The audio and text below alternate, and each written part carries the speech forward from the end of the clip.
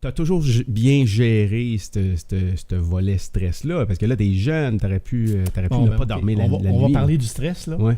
J'ai rencontré une femme une fois dans ma vie parce que j'étais hyper stressé. Puis ça, je vais t'en parler parce que je trouve que c'est important. Ouais. Elle m'a dit, Denis, elle dit, je comprends ce que tu m'expliques là, elle m'a dit, on va élaborer. Fait que ça m'a coûté le 80$ le mieux placé de ma vie. Elle est assise devant moi, je m'en viens la voir, je m'en viens lui expliquer que j'ai un problème, puis là, je suis devant un psychologue. Déjà, c'est mon orgueil de passer d'homme, d'arriver du garde là.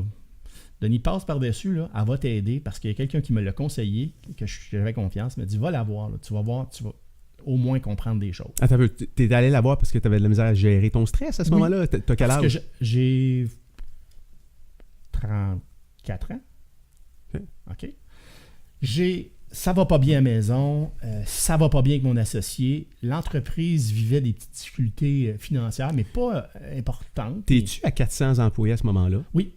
Et fait que ça a été le gros pic de ton payroll, c'est à ce moment-là. Là. Oui, à peu près. Okay. Puis là, j'ai mon associé, écoute, hors de lui-même, qui à toutes les fois qu'il prenait le téléphone ou qu'il me rencontrait, il montait le ton. Je n'étais pas habitué à ce genre de communication-là.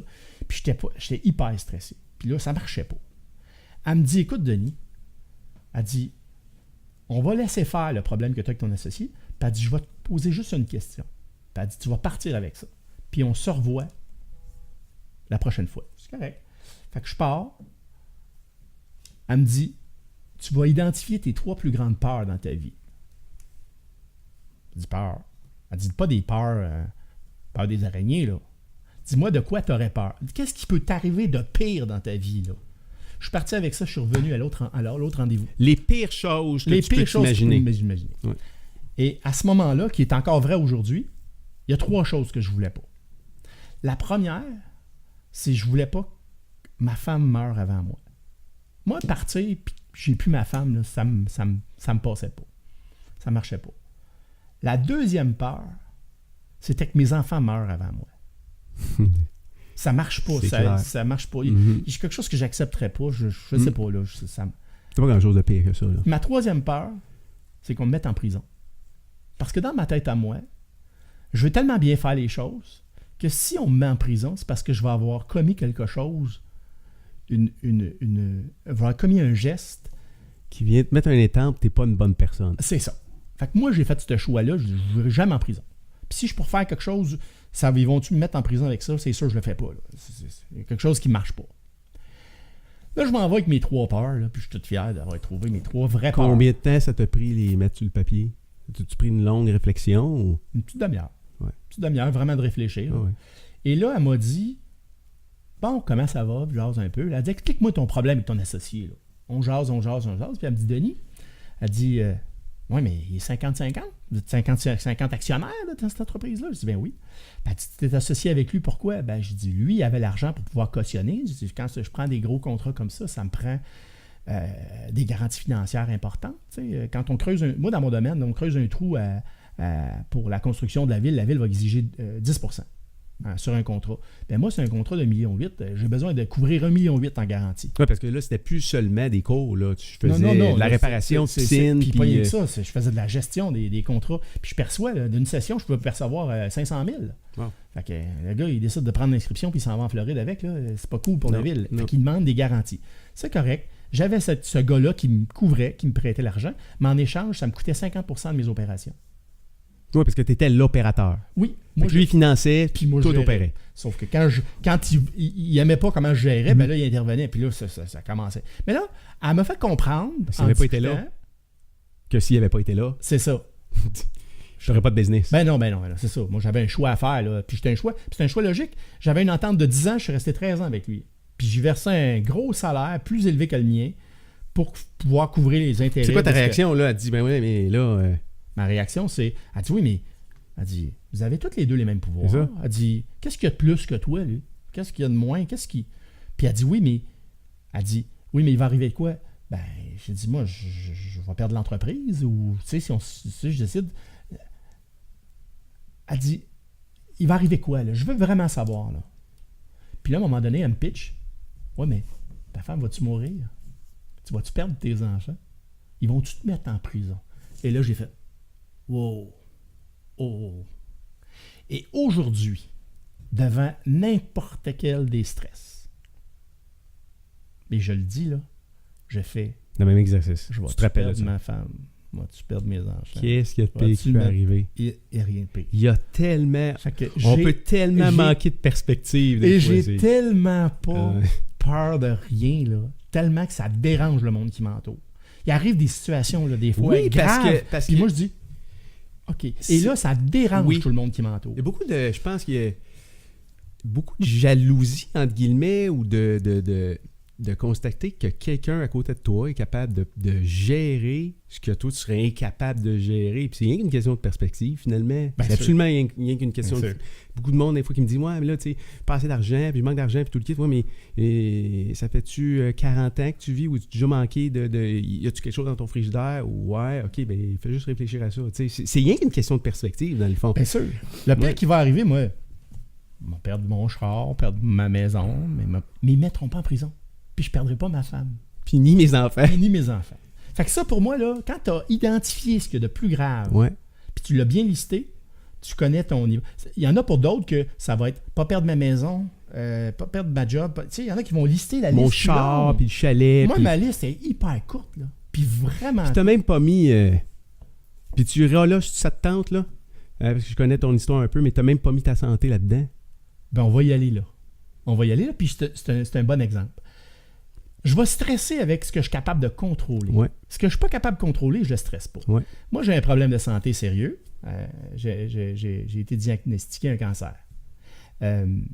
J'ai été diagnostiqué le 27 juin. J'ai fait mes examens médicaux, tout le kit pour voir. De cette année-là. Cette année-là, c'est tout récent. Et là, je sais que je vais avoir un combat à faire. Passer au travail, les radiothérapies, la chimio, les niaiseries là, que ça comporte. Puis c'est un cancer du côlon. Peut-être que ça va être juste une opération puis ça va se régler. Le problème, c'est qu'on ne sait pas si le cancer il est plus large. Et là... C'est quand même un cancer. Avec tout ce que le mot il peut apporter comme de te faire annoncer que tu as ça. Puis ça s'est passé comment, je suis curieux, là, parce que là, tu dis j'ai été diagnostiqué en juin. C'est quoi qui se passe aussi?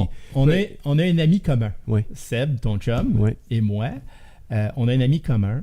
J'ai reçu un coup de téléphone un vendredi soir de son épouse qui me dit « Marc vient de décéder. » Marc, c'est un Ironman, c'est un triathlonien. C'est le gars le plus en forme que je connais. Quel âge, ce gars-là? Il y a 40 quelques années. Wow. C'est vraiment un gars extraordinaire. C'est un ami personnel. C'est mon gestionnaire, planificateur financier. C'est une personne dont je suis très proche, qui a travaillé pour moi au Patro avant. C'est quelqu'un que j'ai vécu là, longtemps, et qui quitte. C'est un membre de ma famille que je perdais. J'ai été troublé. Ça m'a affecté, ça m'a dérangé. Maladie? Il a fait une crise cardiaque. Wow. En allant chercher de la pizza un vendredi soir, même pas avant un entraînement, rien là. Il est tombé à terre. La personne il s'entraînait-tu à ce moment-là? C'était quelqu'un qui était en santé? C'était un gars qui s'entraînait régulièrement. Oui. Il avait fait une grippe, une pneumonie durant le temps des fêtes, puis c'était après les fêtes. Fait qu'il y a comme une espèce de regain d'énergie qui a repris, là, mais c'est une crise cardiaque qu'il a faite là. Wow. Fait que là, il part, elle m'annonce ça, elle dit là, Marc vient de décéder. Moi, je suis tout à l'envers. Josée a dit, c'est peut-être un signe. Qu'est-ce que tu dirais d'aller voir le médecin? Elle dit, ça fait plusieurs fois. Tu fais pas de suivi annuel, tu fais pas à ce moment-là, non, t'es en forme. Ah oui. Je suis en forme. Moi, je fais du snow, j'aime ça. Oui. C'était comme... Puis t'es capable de suivre tes enfants à la pente de ski. Puis, écoute, on est fiers de ça. Puis tout ça en forme. Puis ils sont fiers de ça, eux autres. Ouais, le petit vieux qui fait de la planche, là, c'est particulier. Tout ça pour dire que ça a été un choc. Et là, j'ai dit, OK, je vais aller voir le médecin. J'étais allé il y a 5 ans parce que j'avais des pertes sanguines importantes. Puis ils m'ont dit, tu as des diverticulites, c'est pas grave. Mais ils m'ont fait l'examen à froid. Et ça fait mal. Parce qu'ils gonflent les parois pour pouvoir rentrer une caméra, ça fait très mal. Puis tu avais fait ça 5 ans avant. Là. 5 ans avant, puis ils se sont jamais rendus jusqu'à là. Parce que ça faisait trop mal. Écoute, je les ai arrêtés, là. Ça suffit là. Ça fait trop mal, là. J'étais pas bien. Je comprends pas qu'ils n'ont pas pris des précautions qu'il fallait, comme ils prennent aujourd'hui. Tu sais. Non, ça, tu pars, tu sens rien, tu n'entends rien. Moi, je me souviens même plus de rien là, quand j'ai fait cet examen-là après par la suite. Tu sais. Mais le médecin, en sortant, il s'est assis avec moi, puis il a dit, regarde, il dit, ce que je vois, c'est pas agréable. Tu sais. Attends, là, tu parles d'il y a ça 5 ans ou récemment? Récemment. Parce le 27 juin. Tu passes quoi comme c'est quoi le test à ce moment-là? C'est juste prise de sang? J'avais tests possibles, Ouais. prise de sang, puis tout ce qui vient avec. Mhm. Puis le test qu'ils font, c'est qu'ils tu as une caméra, ils prennent des photos, là, ils voient bien que il dit regarde, il dit, ça c'est ton intestin, la partie qui est bonne, puis ça c'est la partie qui est mauvaise, mais il dit regarde, elle s'est cicatrisée. Puis là, oups, il va un peu plus loin, il dit regarde la photo. Il dit t'en as un autre là. Comment ça va pas bien? As-tu une historique dans ta famille Oui, mon père, qui est qui est décédé de ça. OK. Fait que là, c'est sûr que là, c'était désagréable. Là, il me présente tout ça, puis il dit écoute, il dit, il faut aller plus loin. Fait qu'il dit j'ai pris des biopsies, puis il dit, je vais envoyer les résultats, puis il dit, je vais attendre, puis il dit, je te rappelle. Il se passe 1 semaine, 2 semaines. Pendant ce temps-là, Pas de nouvelles. pas pris le Silence téléphone, radio, là. pas appelé personne. Personne n'est au courant. Ni ta femme. Oui, elle est avec moi.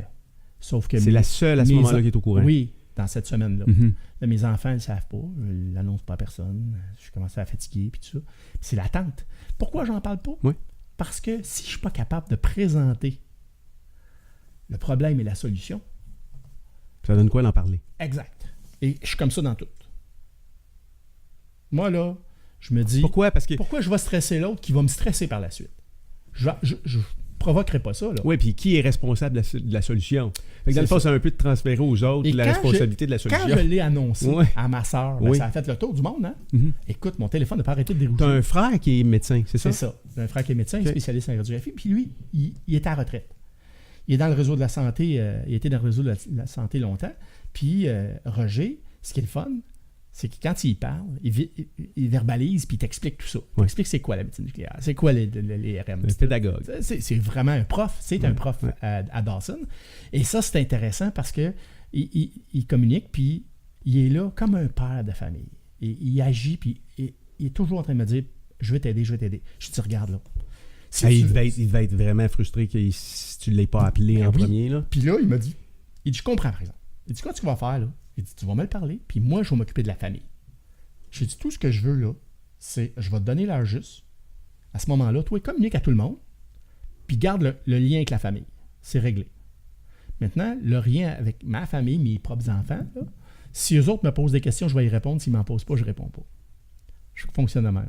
J'ai toujours fonctionné comme ça. C'est-à-dire que je leur ai dit ce qu'il en était.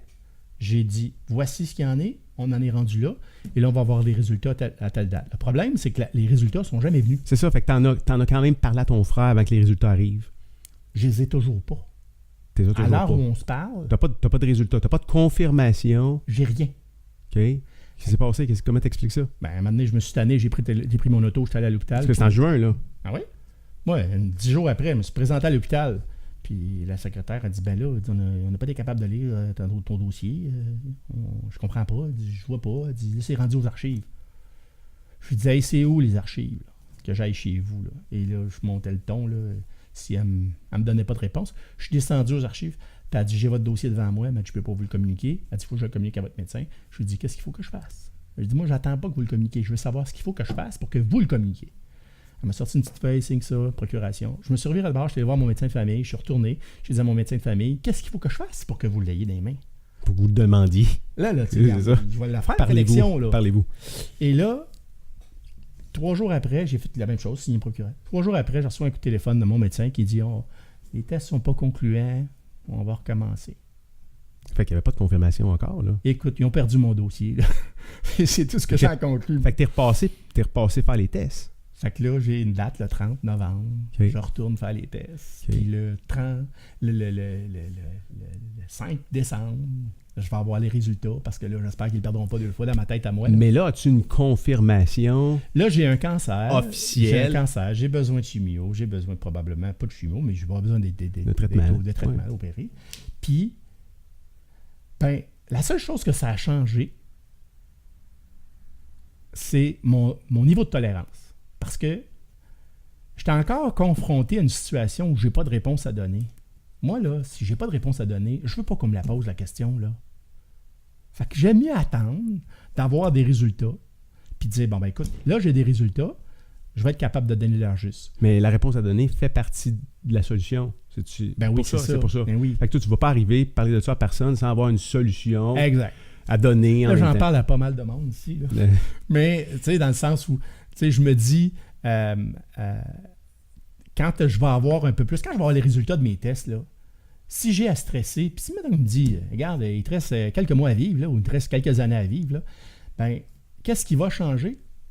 Peut-être pas grand-chose. As-tu refait le même exercice que la conseillère psychologue t'avait dit de faire? T'avais cet exercice-là de dire quoi de pire peut m'arriver? Ben là, si est-ce que tu l'as refait? Parce que ça, si je le refais, il ne s'applique pas. Parce que dans ce cas-là... Ça rentrait pas encore dans les trois choses? Ça rentrait pas dans les trois choses. Est-ce que ça rentrait dans une quatrième aujourd'hui? Je ne sais pas. J'aime mieux... C'est des affaires, ouais. J'aime mieux l'éviter. Tu veux pas y réfléchir encore? Non, parce T'es que pas là. Je me dis, même si j'y réfléchirais, tu sais, qu'est-ce que je peux faire de plus? J'aurais-tu envie de m'en virer de bord et dire, je vais aller me payer une vacance de 6 mois, qu'est-ce que je vais changer dans ma vie? Rien. À l'heure où on se parle, je suis en processus de transfert d'entreprise à mes enfants. Je suis dans une situation où ce que je veux faire, c'est aider les autres. Fait que ce que je vis là présentement, je le vis pas mal mieux, par exemple. Hit it! That's what I'm talking about. Wait! Okay, now, from the beginning.